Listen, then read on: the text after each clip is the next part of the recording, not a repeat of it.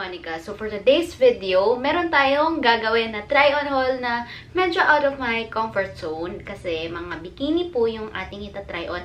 And, kumbaga ako kasi, mahilig ako sa damit. I like clothes, I like dressing up. Pero pagdating sa mga ganito, ito yung mga bagay na hindi ko pa masyadong na-explore and na-try.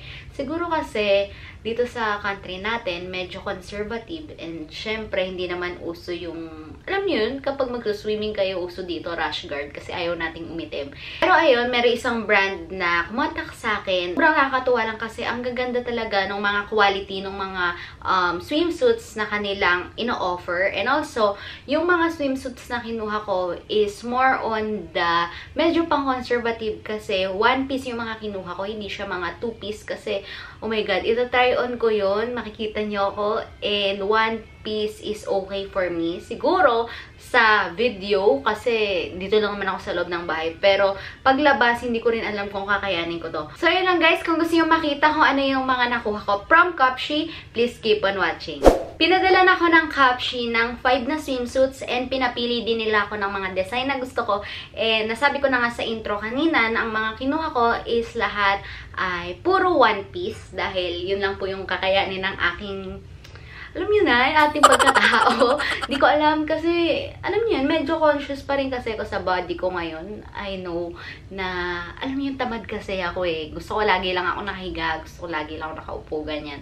I don't work out and ang tagal ko nang pinaplano na mag-workout pero yung katamaran ko, nilalamon ako. Kaya ngayon, gusto ko na mapanindigan yung pagsabi nito na gustong mag-workout.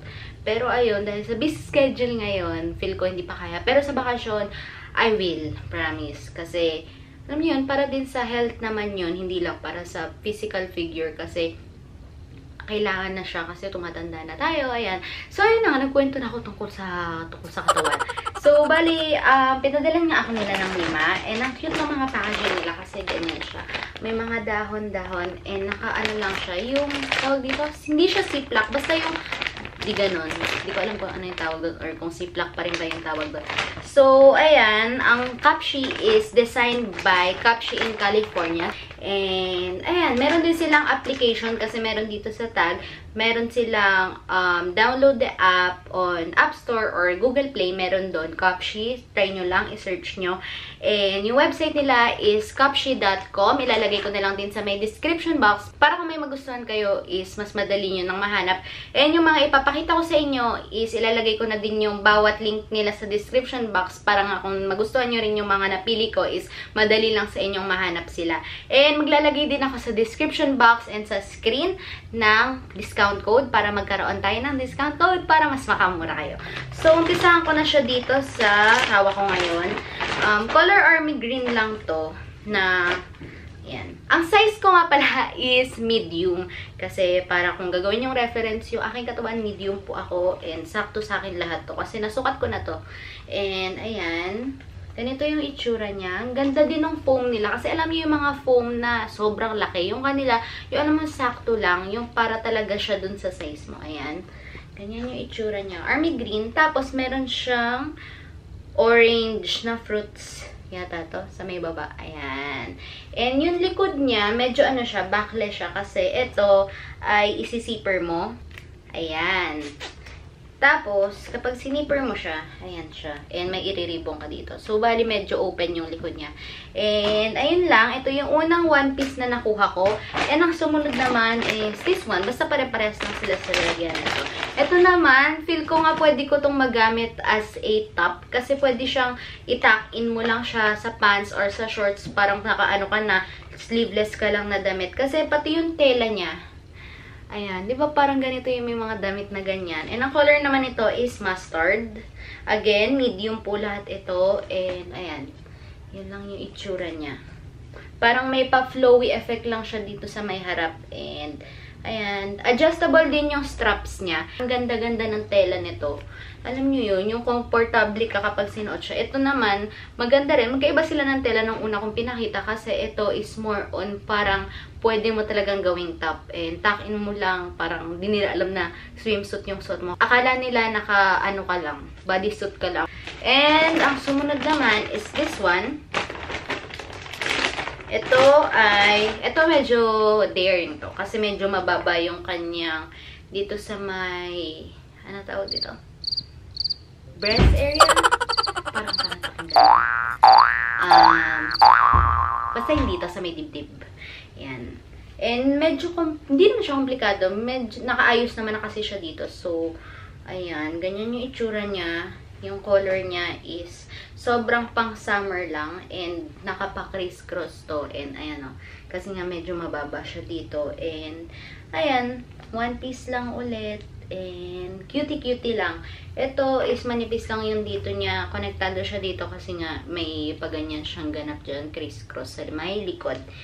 And down to the last two items na tayo, guys.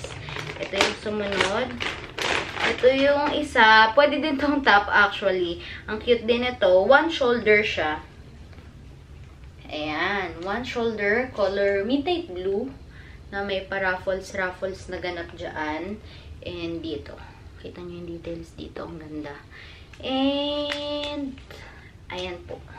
Basta cute lang. Pwede rin siyang gawing top. Kagaya nung mustard na pinakita ko kanina. Tapos nakatakin ka lang, diba? Sobrang cute. Sobrang. Bisaya Amanday! Ano naman yung ginagawa? And, ayan. Maganda din yung tela niya. Malambot lang sa may katawan. And, lastly, ito ay color green. Ito, pwede rin tong top. Naalala ko ito. Sinukat ko. Ito yung pinakaunang sinukat. Ang lakas niyang makasosyal dito. Dahil dito sa kanyang sleeves. Tingnan nyo, guys.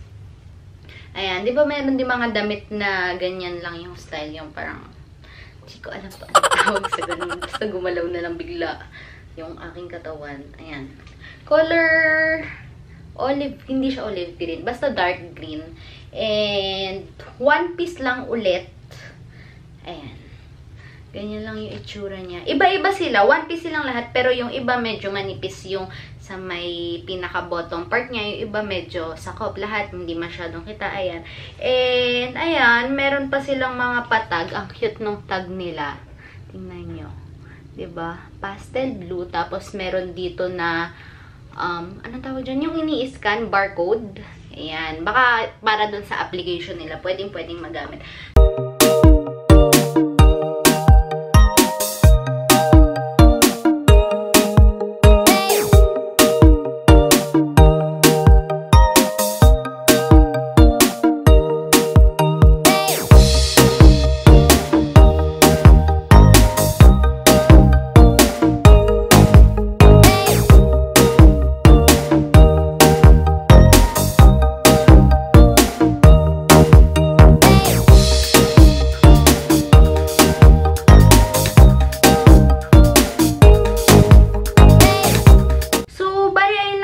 Yun lang naman yung para sa aking Cupshe try-on haul.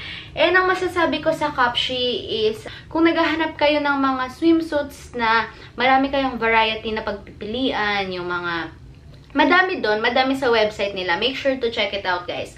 Kasi meron dun yung, alam niyo yun, kung kaya nyo yun, yung mga daring na maninipis lang yung dito, pati yung dito. Tapos meron din yung mga parang pa-crop top lang yung style. Tapos yung pinaka-bottom, meron din naman yung, alam niyo yun, yung kita yung cheek ng butt. Ayun, ganon. Meron din doon yung mga ganon. So, make sure to check it out. And para naman sa price nila is, I think, sobrang worth it naman. Kasi, kung nandito lang kayo sa tabi ko, papahawak ko sa inyo lahat to. And ang gaganda ng tela nila. Sobrang komportable nila sa katawan. And masasabi mo naman na hindi ka magsisisi. Kasi yung size ko na medium is halos sakto sa akin lahat ng to. So, make sure din na check nyo yung measurements doon. Meron naman. Doon ako nag-base para malaman kung medium ako. So, ayun lang guys. Sana nag-enjoy kayo. And I would like to say thank you sa Cupshe. Thank you po sa lahat po ng swimsuits na ito. Kahit na hindi ko po alam kung kailan kailan ko ito masusuot at kung masusuot ko po ba lahat ng to. Pero, sana masuot ko. Baka naka-short na lang. And, ayun lang guys. Don't forget to like this video, subscribe to my channel, and click the bell button to get notified every time I post new videos. Thank you for watching and see you on my next video. Bye guys! Mwah!